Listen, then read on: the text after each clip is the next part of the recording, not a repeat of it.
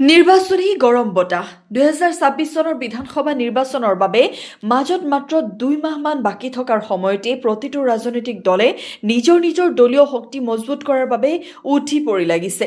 লগতে নতুন দলীয় কৰ্মী যোগদান কৰাৰ এক প্ৰতিযোগিতা আৰম্ভ হৈছে। যোগদান কাৰ্যসূচীত পিছ পৰি থকা নাই আজমলৰ AIUDF দলো। ধুবুৰী জিলাৰ 7 নং গৌৰীপুৰ বিধানসভা সমষ্টিৰ অন্তৰ্গত বটেৰহাট গাঁও পঞ্চায়তৰ এলেকাধীন পূব মৰাগদা ধৰত অনুষ্ঠিত হয় AIUDF দলৰ বিশাল যোগদান কাৰ্যসূচী অনুষ্ঠান। উক্ত যোগদান কাৰ্যসূচী অনুষ্ঠানত উপস্থিত থাকে গৌৰীপুৰ সমষ্টিৰ AIUDF দলৰ বিধায়ক নিজানুৰ ৰহমান। উক্ত যোগদান কাৰ্যসূচীত বিশেষকৈ কংগ্ৰেছ সমৰ্থিত প্ৰায় 3 শতাধিক ৰাইজ বিধায়ক নিজানুৰ ৰহমানৰ হাতত AIUDF দলত যোগদান কৰে। গৌৰীপুৰ সমষ্টিত 30 বছৰ ধৰি কংগ্ৰেছ দলৰ বিধায়ক নথকাত AIUDF দলে সমষ্টিখনত এক প্ৰকাৰ আধিপত্য বিস্তাৰ কৰা পৰিলক্ষিত হৈছে। 2026 চনৰ নিৰ্বাচনত গৌৰীপুৰ সমষ্টিখন অক্ষুণ্ণ ৰাখিব পাৰিবনে আজমল বাহিনীয়ে?